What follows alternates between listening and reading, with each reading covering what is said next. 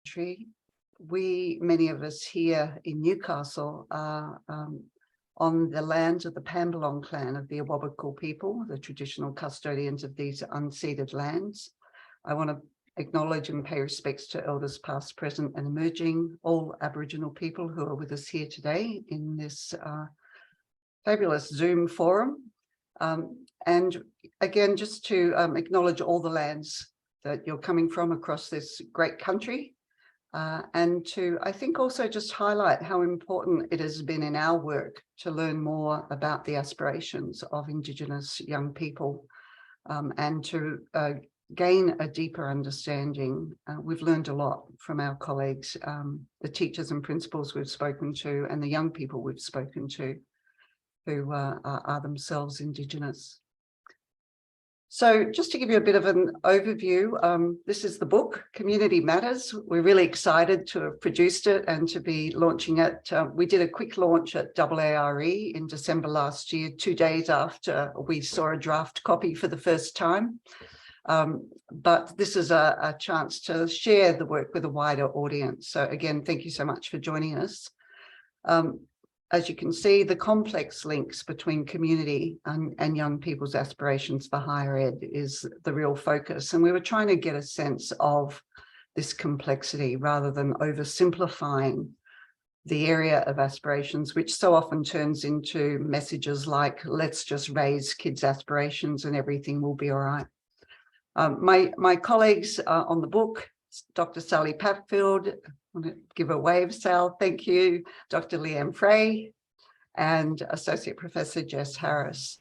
And we're all going to be participating in the conversation a little bit later on as we talk about what we've learned from and you know, give you an overview of the book. I also want to just welcome Greg Thompson, Professor Greg Thompson from QUT, a professor in education, who is the series editor. And we're delighted that our book was chosen to be a part of this really important series on local and global issues in education. And of course, delighted to be published by Routledge, always still seen as a very prestigious publisher in this field. And I also want to introduce Professor Sarah O'Shea, who is a leading equity researcher in the country, currently associated with Curtin University. And Sarah has agreed to play the really important role of sort of discussant. She'll lead the panel discussion, ask us a few curly questions, no doubt, and also help to facilitate the Q&A at the end of the session. And you can post questions at any time in the chat or comments. We'll try and get back to as many of you as possible, but also I'm happy for people to unmute themselves and ask questions at the end. So I think that means we're ready to go. If we can just move to the next slide. Thanks very much. One more, I think, whoever's driving the presentation. Sorry, Jenny, it's Greg first before the background. Ah, sorry. Thank you, Sally. Over to you, Greg.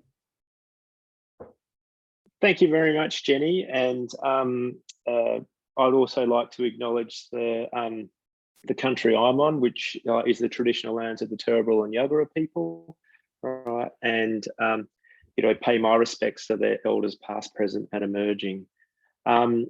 I think that it's a great way to really, you know, my job here is to introduce the series, give a little bit of a background, and sort of talk about how the book, you know, fits in this series from our perspective. So this Community Matters is the 7th volume in the Local Global Issues in Education, which is a partnership between Routledge and the Australian Association for Research in Education.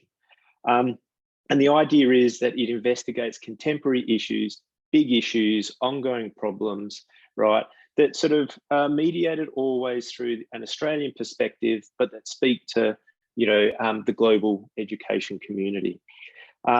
The series is particularly, you know, sort of is particularly interested in sourcing works that focus on some of those big issues. And, you know, we always encourage people to include multiple perspectives, global interpretations, international voices, and so on. So while we welcome while we welcome sort of proposals that speak to the Australian context, we're also open to work that looks at global trends, directions in education from researchers looking outside Australia as well as within. So in Community Matters, Jennifer Gore, Sally Patfield, Leanne Fray and Jess Harris, I think they do a really important work around troubling some of the assumptions associated with aspirations towards higher education. It focuses on, for us, a really big issue, okay, that is, what is the role of aspirations? How do we understand them in the context of higher education? And their argument, I think, is both profound for an Australian audience, but also has global implications. Why do we think it sort of really fits the series? Well, firstly, one of our aspirations in local global issues in education is the bringing together of emerging, established and high-profile researchers to explore those big issues. So previous books in the series have included distinguished researchers such as Bob Lingard, Barbara Comer, John Sweller, Deb Hayes and Pat Thompson, working with teams of emerging and established researchers in that interplay between sort of national and international issues in education. We're thrilled to have a scholar of the profile of Jenny Gore contribute to this series in the book Community Matters. But also the team that Jenny brought together to think through the problem of community and aspirations in higher education represent a group of talented and I think really accomplished researchers in their own right. So Sally Patfield, Leanne Fray and Jess Harris represent the generational renewal of research that AARE has always aspired to nurture through this series. And I think if anybody would be interested in having a conversation about submitting, a book to this AARE series, please feel free to, get in contact. We're open always to, working with people, to see whether, that a proposal might fit in this series. But if I can leave with a final word on the book itself, I was privileged to read this book prior to its publication, and I'm sure that Jenny and the team will talk about the long process that the book went through as COVID sort of impacted everybody's lives in various ways. And I think that there are so many outstanding aspects of the work, and I'm sure they're going to emerge in the rest of the presentation. But one thing I want to talk about, and the thing perhaps acknowledge, is this thing that stayed with me since I read the book all those months ago prior to AARE, is how the book troubles what I think are the easy and common categorizations that have become a real mainstay in education thought. In other words, we think our problems in really in sort of often very repetitive ways, and this book takes a really fresh look at some of those categorizations. And so while its global contribution might on first reading be the struggle that many countries have with the representation of minority groups in higher education, for example, for me, the larger contribution that has stayed with me, is to think through what it means to assign categories in social research, categories in policy, and to the way in which we place people within these broader schematics and sort of powerful indicators. So with that, we're thrilled to have the book in the series, and I think that's enough from me. So I'd like to pass over to the team and just pass on my congratulations for such a wonderful and evocative contribution that your book is making. Thank you. Thanks very much, Greg. And sorry, I nearly skipped over you there. But yeah, thanks. And we're really grateful to be part of this important series. So to the background, and I know that just commenting on a couple of things Greg said, he acknowledged me bringing together the team. I don't feel that that's what I did. The team was heavily involved in the research throughout, and it's always been a collaborative effort, not just from the 4 authors, but a host of other research assistants, project managers, and other people who really helped to make this work possible. We couldn't have written the book if it wasn't for a very large team of people. I'm also not going to talk about what happened during COVID. All I'll say there is, we took longer than we had aimed to take with getting this book out, but that's okay. It's out now and we're delighted to be celebrating it. So I also don't want to spend too much time talking about all the background because I want to get into the actual discussion of the book. I'm really interested in any questions or comments that you have. But there are 3 studies that kind of led to this book. The first is work that was funded by the ARC and the New South Wales Department in a linkage project, where we were looking at aspirations of students in 4 cohorts over 4 years of their schooling. So students who were starting in year 3, students starting in year 5, students who began in year 7, and students in year 9. And because of that, what we call accelerated longitudinal design, it's called in the literature, it meant that we covered aspirations of students in schools from year 3 to year 12. And in many cases, we had more than 1 year of those grade cohorts. So it was really quite a comprehensive study in terms of the age range. We often think about aspirations more around the 14, 15-year-old time point when kids are engaged in career education, but we wanted to understand how early aspirations were forming, and it's why we wanted to look at those early cohorts. 64 schools, New South Wales government schools. We need to sort of state that that's the location. Would aspirations be different in other states, in other sectors of the education system? We could investigate that, but this was our sample. We started mainly with schools on the eastern seaboard from the Queensland border down to Sydney. And that was just the nature of who was engaged through the New South Wales Department in the first instance. We realised that we really wanted to understand more about the aspirations of kids in regional and rural areas. So we managed to get funding by the Commonwealth Department of Education through the HEP scheme that many of you would be familiar with, for a study we called Locating Aspirations, where we were interested to understand the impact of those geolocations on students' aspirations. And so went out to 33 additional schools where we gathered very similar information, in this case, in a cross-sectional way, so a 1-year cohort as opposed to following students for 4 years. And then it came to our attention that things were very different in different communities, and we have this tendency to essentialize the rural as if all rural communities are alike, and we realized they were vastly different. So are communities in cities and regional areas. And so we decided to seek funding from the National Centre for Student Equity in Higher Ed. We were successful and were able to look really closely at 7 different communities that were really diverse in their character. And we'll tell you a little bit more about them in a minute. But Tom, if you might go to the next slide, or whoever's driving it. Is it you, Tom? Sally. Just to share with you the amount of data that we gathered. So in total, 101 schools, we had a huge number of student surveys that sit behind this work, and parent and teacher surveys. We were interested in those multiple perspectives. And then we carried out interviews and focus groups in a subsample of those schools. The community interviews were done subsequently, so they were sort of additional to the work that we did in the first 2 studies.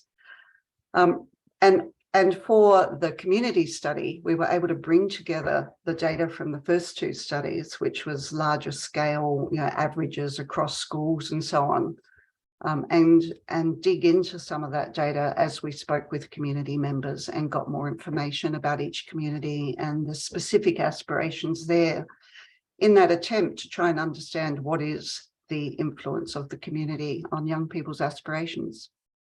So I think that's enough by way of background, just to tell you that it's building on this really large set of data.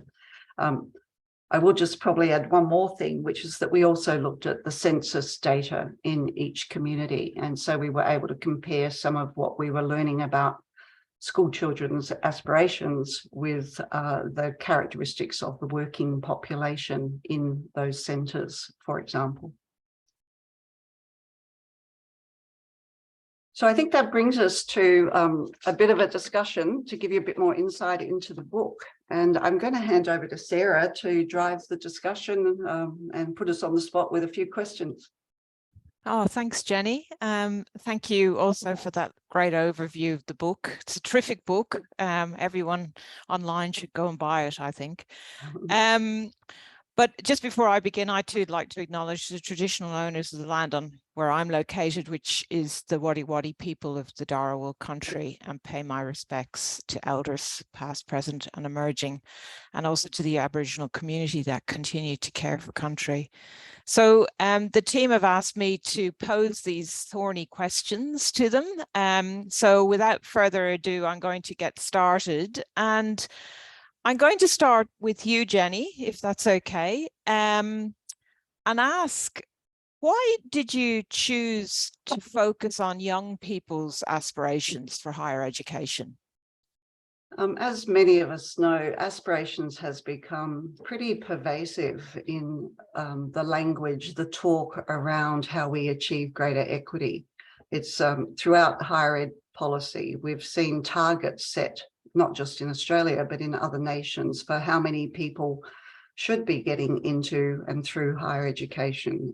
We've seen specific targets set for equity groups of people, the proportion of young people from low SES backgrounds, for example.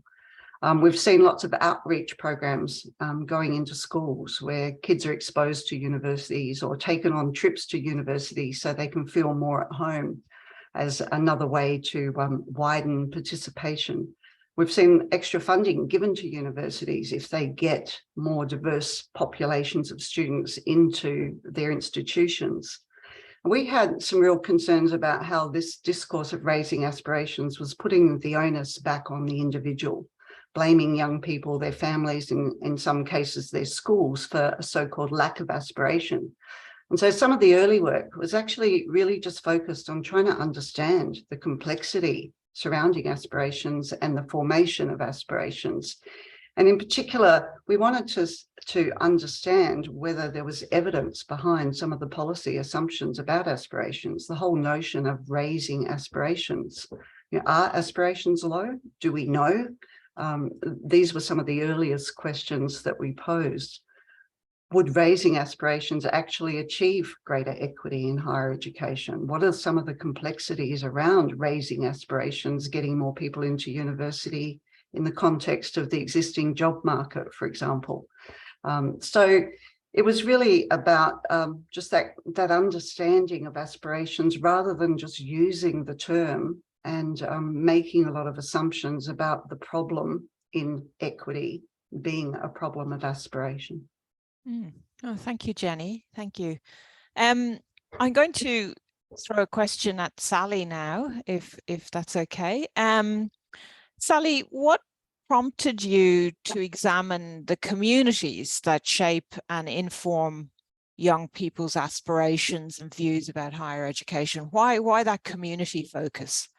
Yeah, what we found throughout our research, and as Jenny has indicated, we've been looking at aspirations and what young people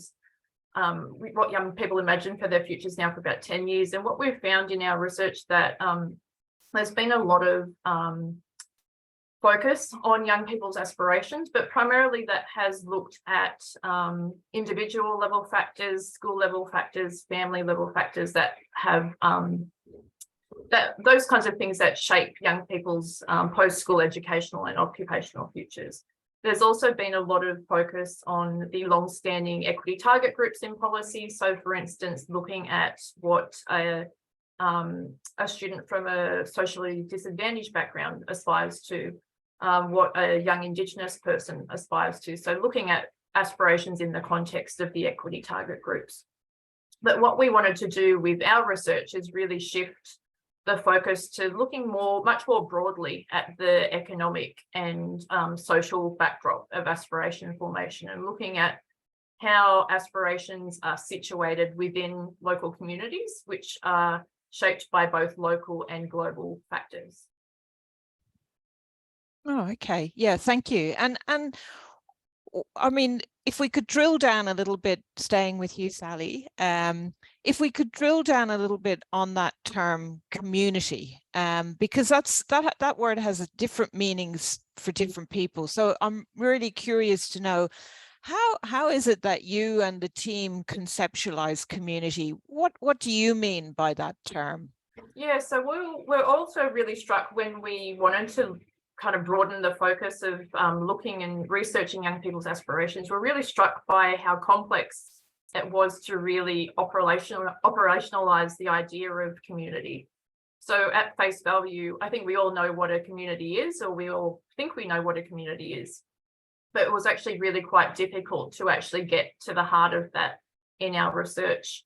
So we wanted to look at both the geographical aspects of community, but also the lived experience of being in a community. So we really tried to unite geography and the social aspects. So looking at both communities which are defined in some way by a territorial aspect, so looking at towns, suburbs, areas and whatnot, but also looking quite closely at the social dimensions of communities and looking at how within a community, young people are situated within different kinds of dynamics, not just at their family level and the school level, but much more broadly as well. Oh, thank you. Leanne and Jess, I wonder if one of you or both of you could just tell, well, the audience, I sort of read the books on the community, so read the chapters on the communities. I love those chapters. I found them very rich. But maybe you could just tell other people about one or two of the communities in the book, you know, talking a little bit about maybe how those communities shaped access to higher education. Who's going Go first? first, Jess. I didn't want to jump in. I'm happy for you to go first, Leanne. Yeah, I don't mind either way. I'll go since I'm already talking. Okay, so I mean, I'll probably talk about a couple of our rural communities maybe first off. We have, you know, in the book we have 7 communities and 3 of them are quite rural or remote, some of them, or regional, depending on how you want to talk about how to define regional and remote communities. But they're all, how they students accessed and talk and spoke about aspirations and post-secondary destinations were very different between those communities. But despite rural being often seen as a singular thing, it's not a singular, that it is not one definition of rural. And we found that most definitely within our rural case studies communities. So I won't name them. We had 3 communities, or I might name them, but you know, one community was Elyria, for example. I've just named them. Less than 1,000 students, less than 1,000 residents in the community had been hit by drought year after year. And I think when we spoke to the community in 2017, they were coming off like 20 years of drought. Like, this wasn't just something that happened once or twice. And that 20 years of drought had a significant impact on the community itself. So there was a contraction in agriculture. There was a contraction in the number of people in the workforce. There was a contraction in employment opportunities. And that flowed on to how students thought about their aspirations for their post-secondary destinations. So that community is 6 hours from the closest university. So was suffering not from only drought, but also geographic isolation, and in many cases social isolation, because they didn't have access to even basic post-secondary pathways. So that was Elyria. But then there was another community that we spoke to, which was a community of Oldfields, that had about 1,000. Yes, thanks, Jenny. Our names are pseudonyms. They're not real community names. Again, about 1,000 people, but this is a little bit different because there's mining in the community. So even though agricultural and access to agricultural jobs and employment opportunities post-school was contracting, there were opportunities in the mining industry. So that impact of the drought was offset slightly by that access. There was still issues of social and geographic isolation by being a couple of hours from the nearest university and an hour or so from TAFE, but certainly very different to Illyria. And then our last community was Ironbark, and this community was a larger rural centre in the kind of middle of New South Wales almost. It had about 20,000 residents, but it was a hub, but it had really great access to water. And so their agricultural industry was prospering despite drought in like surrounding areas. This was a prosperous community.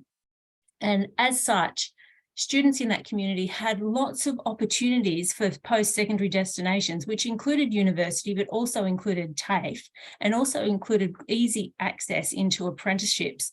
And so often in that community, the students and even the teachers were basically said to us, why would we go to university? There's so much opportunity here without having to worry about moving away for a university education.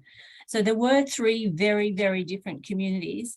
And I think we talk about, we use Corbett and Forsey and their idea of emotional and material realities in community. And certainly in those three communities, the realities, the emotional realities of being socially isolated and having geographic isolation, and the material realities of having access to good post-secondary destinations had a clear impact on whether or not they moved from their community onto something different. And I might throw over to you, Jess, for the other. Oh, thanks, Leanne. And I think Greg absolutely nailed it when he said in his discussion of the series, one of the most exciting things I think about this book is being able to problematize or trouble some of those equity categories that, you know, when we talk about rural and remote, students from rural and remote areas are often seen as homogenous, but these communities were so diverse. And Leanne's just done a beautiful job of talking about three communities, but we had another 4 communities that we looked at, 2 of which were also in regional areas, but they had access to a local university campus. And that's one of those sort of simple policy solutions that we've come up with is, you know, we'll just put a university in the regional centre and people will have greater access, therefore they'll attend more. And we found in these communities it was not actually the case because the infrastructure wasn't available. It depended on the types of employment that were available locally. Public transport became an issue. And for some students in communities, they didn't, if they wanted to go to university, they wanted to go elsewhere. They didn't want to be at the university 10, 20 minutes down the road. And that was looking for all sorts of prestige, or it was looking for progression in their careers, or in some cases, they just didn't want to be known as the kid from the small town, you know, 20 minutes, half an hour away. They thought that they would manage better in a university with the anonymity of being in a large city. And then we were also able to look at a category of schools that I haven't seen in this kind of aspirations discussion before, which is highly privileged communities in metropolitan centres.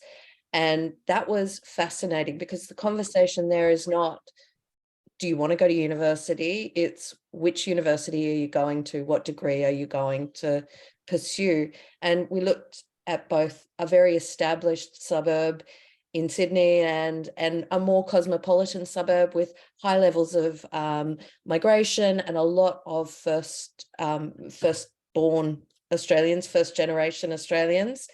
And we saw that there was so much pressure on some of those kids to have that aspiration. It was just held as the next logical step in their schooling. And it was fascinating within that case study to really delve deeply into understanding what the other side of aspiration can be for many people. So I think they're my favorite findings. Thank you. Yeah. No, that I as I said, I did find the chapters, the case studies, so deep and rich, you know, and I really felt I was in that community. I understood what, you know, what was going on there. But I'm going to move to a final question. And Jenny, you've had a bit of a break from talking, so I'm going to throw this one at you. Like overall, what do you think what insights has this focus on the community given you about target equity groups and higher education access and participation? Yeah, I mean, we want you to read the book, so I'm not going to tell you all the details, but no, it's hard to summarize too, because it is complex, but some key insights are that the current equity categories are probably too essentializing, and there needs to be a more sophisticated understanding that gets at some of the nuance and the difference within. I mean, even within our 7 communities, there's communities within communities, of course, and so thinking about whether the current equity categories are sufficient, we know that there are other categories of students who suffer real difficulty in navigating to and successfully completing higher education, including, for example, those students who would be first in their families. And Sally's wonderful PhD work on this whole topic is one of those categories where we might need to rethink the whole question of the equity target groups and whether there's different ways to define them. You know, young people in out-of-home care, refugees, there's a range of categories that are not currently necessarily captured by the existing work. And we also need to acknowledge that there are those local and contextualized kind of inequalities that impact on this. So even if you're a member of a particular target equity group, what I think our work on community has highlighted is that, you know, that can vary dramatically from place to place. I think it's also an insight that that aspiring to higher ed is far from straightforward for many young people. And you know, in some cases, you know, the possibility and desirability of higher education are really quite complex, and they're certainly uneven. But even in those privileged communities, it's not straightforward. The pressure that some young people feel to succeed in and meet the expectations of their families, their communities, their status that they might be seeking means it's not straightforward. So I think that's another of our key insights. And also, we have been able to, with the evidence that we have, counter the idea that aspirations are low and in need of raising. And the kind of policy assumption that there's a problem with aspiration, you know, in the communities, even the very remote and very challenged, struggling, if you like, communities, at least 38% of young people who we were engaged with in the schools wanted to attend university. That was their aspiration while they're at school. And in all cases, in all communities, more kids were aspiring to higher education than there are members of their community who are in occupations that require a higher education. So just to even being able to counter that notion that there's a problem with aspirations, I think is important. It also, I think, calls into question the idea that university aspiration is the way that we should be channeling most young people, when in fact there are important, viable, prosperous futures, however you define that, and we don't mean it just in socioeconomic terms, you know, that there are many viable futures that we need to sort of acknowledge and respect and not push everyone necessarily towards higher education. Even though aspirations are high, we know, though, that university enrolment numbers are still vastly uneven. So the work on so-called widening participation over an extended period of time now is not necessarily having the desired effect. There's another small study that we've completed since the community book, led by Felicia Jaramas, who I can see is online with her brand new baby. And we called that the path traveled, and we went back and we interviewed some of the young people who were involved in our research 5 years after they'd left school, and to see, you know, how things had married up and what their path had been like in trying to navigate those post-school destinations. So it's fascinating, I think, you know, just to see the challenges, but to I think really importantly, and maybe this is the last thing I'll say, although there's a couple of more I could, depending on how much time we have, the intersection of the geographic, the structural and the relational was something that I think our work really highlighted. So the idea of community as geography is, I think, really widened, broadened through the work we've done on community. It is that, you know, a community is a location, but it's also a set of structural conditions, and it's very much about the relational conditions in those communities as well. The final thing possibly is we do end the book with, you know, 3 ideas of community. You know, the community is about collective socialization. It's about an amalgam of place and time. And it's about symbolic boundaries, the boundary around a very privileged community where you almost never venture out, or the boundary, the physical boundary set by the levee bank in a very remote community where people feel that they're cut off from so many services and so many other opportunities. So it was an absolute joy to work with my colleagues on this book and to, I guess, develop those insights that we now have about the complex ways in which community matters, and that we need to think about community and not just the other factors that are typically associated with shaping aspirations. Thank you, Jenny. Well, I think at that point, the next part of the proceedings is my role as the discussant, and I'm going to try and sort of sum up what we've been talking about, but also really critically consider what the implications of this work are for that broader higher education equity and research field. And maybe as I'm talking, if the audience or the people who are in the Zoom could think about some questions, because after this we do move to a Q&A, a live Q&A, where you can ask the authors some questions. So do think about them and put them in the chat. But I think what everyone would agree this evening is that, you know, what we've heard is that the title of this book is so very apt. As all of the presenters have indicated, community does in so many ways matter. But understanding how this mattering is enacted is really very complex. So any research, I think, that shines a bright and enduring light on this complexity is still really needed in the higher education equity space. Because actually what this does is it provides a counter narrative to really simplified and one-dimensional understandings of our students and their post-schooling choices. Jenny, Sally, Leanne, and Jess all describe that policy understanding of what equity is and who belongs to an equity group is inherently flawed. And I think if you work in the equity space, I'm sure, like myself, you feel somewhat frustrated and even thwarted in your work when you're faced with existing equity target groups. These categories are not only limiting for people in the field, but they really do position learners according to very crude and essentializing groupings. And then what the result is, equity of educational access is actually understood in really narrow ways, such as traditional versus non-traditional, because really there is no such thing as traditional anymore. And then what that does, as the authors argue in the book, is it silences more nuanced and subtle inequities that exist in the educational system.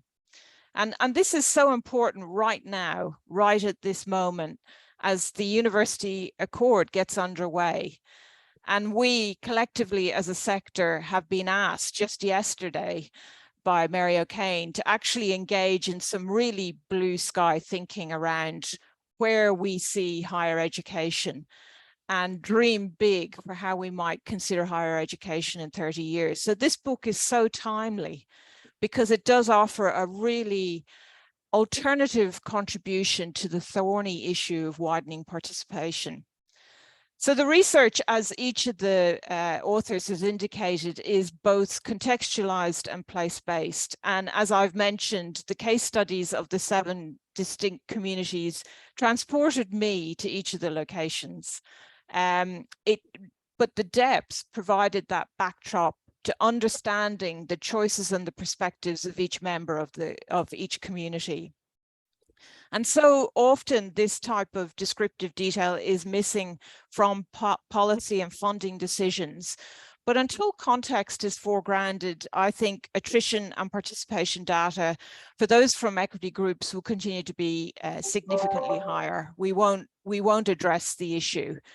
And so if we really want to avoid what Minister Jason Clare says, which is where you live, how much your parents earn, whether you are Indigenous, and whether that is a major factor in whether you're a student or a graduate of an Australian university, then it is time for much broader and more encompassing understanding of how educational choices are made.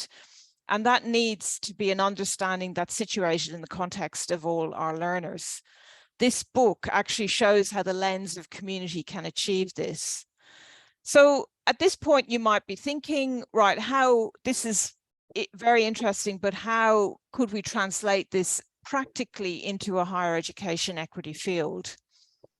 Well, I think a fundamental step is that a deeper understanding begins with an acknowledgement of how messy equity is. And so one of the strengths of the book is that it does not ignore how the messiness. Messiness, though, is really uncomfortable. It doesn't fit neatly into funding models. It doesn't fit into one-size-fits-all approaches to student support or retention. So really, we as educators need to engage and sit with this messiness and interrogate what we assume to be fixed or taken for granted. For example, as this book indicates, the process behind educational decision-making cannot be understood as a simple delineation between the haves and the have-nots. The case studies featured in the book do justice to the array of pressure points and conflicts across all demographics and how these manifestly impact on the ways in which young people make choices and decision. The book also points to the gaps in representation and language within the equity field, and it constantly emphasizes the need to continually challenge simplistic narratives, as Jenny and Sally have indicated, that young people living in disadvantaged communities have low aspirations. And it shatters those myths by taking a holistic 360-degree view of community. And including, as was mentioned, quite affluent and urban communities, and how accessing higher education is equally a messy ordeal for young people who could be termed privileged, and how there's equal pressures associated with social reproduction and social mobility that can often lead to mental ill health and anxiety. So the book has so much to offer, not least of which I think is the discomfort it causes when readers are challenged to question personal beliefs and assumptions. But then feeling uncomfortable does prompt new ways of thinking about these types of issues. I believe if we are genuine about wanting to improve educational equity, collectively, we need to disrupt and question neat solutions, one-dimensional categories and superficial interventions. And we need to do this even when this type of challenge can compromise our funding and also fly in the face of the political discourse of the day, whatever that might be. So this is really difficult work. So having such scholarly, research-informed work that exemplifies the messy field is absolutely key to moving thinking forward, I think. I congratulate the authors on pulling this book together, and I think it provides a welcome contribution to the field of educational access and equity. And so to finish, if you only take one thing from today's, this evening's session, I hope it's the core message of this research, namely that poverty should never be assumed to be an indicator of levels of ambition, goals, or aspirations in any community and family. Thank you. That was absolutely wonderful, Sarah. Thank you so much. And I did earlier acknowledge the very large team of people who are involved. I meant to acknowledge also the teachers, principals, community members, and students who spoke with us. And I believe some of them have joined us for this Zoom experience, the launch tonight. But their generosity in sharing with us their time and their stories and their experiences. Obviously, the book wasn't possible without them, so a big thank you there as well. Thank you, Jenny. Well, we have about 10 minutes left, and so I can see one question in the chat so far. So I'm going to go straight away to Helen. And Helen, if you like, I'll read your question, but do feel free to unmute yourself if you want to follow up with anything. So Helen asks, was there any clear student age related trend in aspirations? Did it decline with age, increase with age? Was it unrelated to age? And I know she's nominated Jess to answer that question, but I think if any of the authors, if Jess would like to, please do. But yeah, if you'd like to answer that. I think it was just a response to my request to post questions in the chat, but I'm happy to say, I mean, we do try not to think about increasing or declining aspirations. They're, you know, different aspirations, but we did notice, and please, any of the team jump in and correct me, but there were particular career paths, careers in the arts, for example, that were aspired to by a large number of students early on in their school education, and as they progressed through high school, that number dropped off quite dramatically.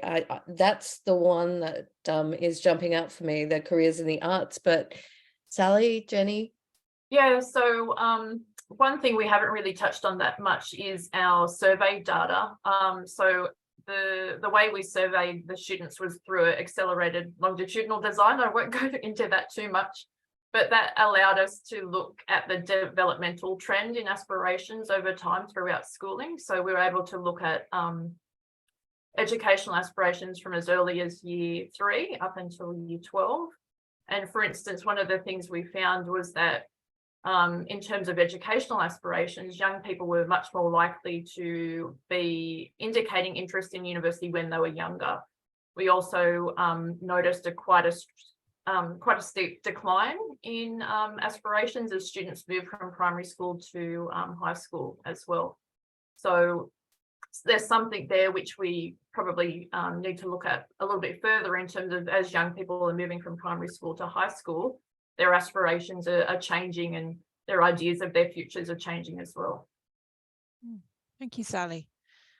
I wondered, does anyone in the Zoom land have any, if not questions, any comments or just points that they would like to raise? You feel free to unmute yourself if you're feeling brave and put your hand up. Can I be brave? It's Kathy here, Kathy Stone. Hi, everybody.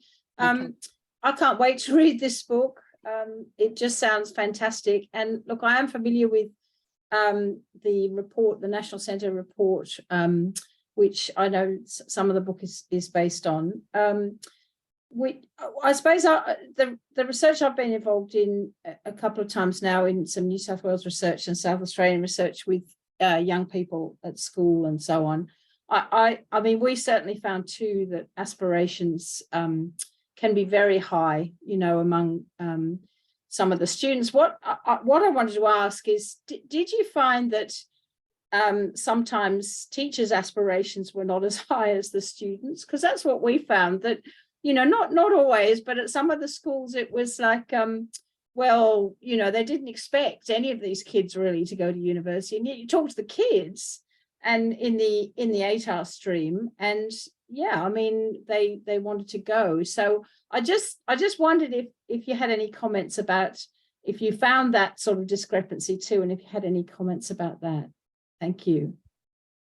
Would you like to jump in, Leanne? Okay. Yeah, thanks, Kathy. Yeah, that was something that we did notice. We haven't actually published anything or anything in that space, but certainly anecdotal evidence from our interviews with both teachers and with students. There were very different responses from teachers and students, and there was from some teachers perhaps as you say, they weren't expecting their students to go on to higher education, often because, you know, perhaps they were doing a particular maths course that precluded them from going and getting the ATAR required to get into a university degree. So that was often the case, but that didn't stop that student from still aspiring to a higher education pathway. We did some work also in aspirations for vet, and there was a real disparity between often what students said about their educational aspirations and their employment aspirations. So you do have sometimes students saying, I'm going to go to university and be a hairdresser, for example, or I want to be Prime Minister, but I'm not going on to any other further education. Like that type of disparity across time and across the ages. So a bit of both, actually. I think it possibly also links in with Jude Voicey's question about implications for teachers and schools, and we explore that a little bit in the book. But we've also developed an online free professional development course for teachers that shares a whole lot of the data from our studies and has interactive activities and video clips and all sorts of things on it. But I think one of the main messages for teachers is understanding aspirations and aspiration formation and the role that they play. And it's often the small things that teachers say that can be quite transformative. When a teacher says, you could go on and be, you know, whatever, or on the other hand says, why would you take this subject? There's no way you're going to get through it, or, you know, you could never be. Those small things can have profound influences on young people. And I think teachers' own assumptions and sometimes negative stereotypes play into this in a really quite dramatic way. And that's why we developed that professional development course for teachers. We also have a course for parents and community members that's a shorter version of it. I think it's called, Sally, you help me out, like having a mental blank. Yeah, the parent and carer and community member one's called When I Grow Up, Supporting Children's Aspirations. And the teacher one's called? Aspirations, Supporting Students' Futures. And everybody who's registered for the launch tonight will actually send a link to the free courses tomorrow. Fantastic. But yeah, teachers, you know, do have a role to play, as do families, as does community, I guess. Thank you. Can I just be brave as well? And thank you, Jenny, for those comments there. I completely agree. So I'm obviously a school teacher and have been listening to everything that you've said. It is critical that the messages that teachers give to students are those positive ones, because they make a difference, but it's not just in high school. The little comment in a primary school classroom can make an incredible difference and can sit with a child for the rest of their life. So I did put a question in the chat, didn't probably phrase it as a question, but had just asked if there was any suggestion from the book's research regarding what schools can do to connect with the community more positively to raise student aspirations. And you pretty much answered it, Jenny, before when you were talking about not only the online PL for teachers, but also the professional learning for parents. And I think that's something I would love to take to my PNC, because I'm in a school where the community is largely very focused on student aspirations and students, you know, striving to head to tertiary education beyond their schooling. But I've been in a lot of schools where it's the opposite over my career. And I think that educating the parents around that is interesting as well. I know my mother did some research many, many years ago, and her dissertation looked at achievement motivation in adolescence, and she found that the maternal grandmother was quite important in facilitating that achievement motivation. Needless to say, she then read to my children a lot, so that probably she was following up on that herself. I did a small case study in a rural community when I first went out teaching, and what I found there was the mix of parents. If it was a rural urban parent connection, you know, some people come in because they work in the bank, or they're a nurse, or they're a teacher, and they connect and they marry a farmer, and so that rural urban connection seemed to motivate students more in terms of wanting to aspire and to achieve, as opposed to the rural-rural connection, which was, we're on the farm, we'll send you to the private school that Dad went to, but you need to come back here and keep running the farm.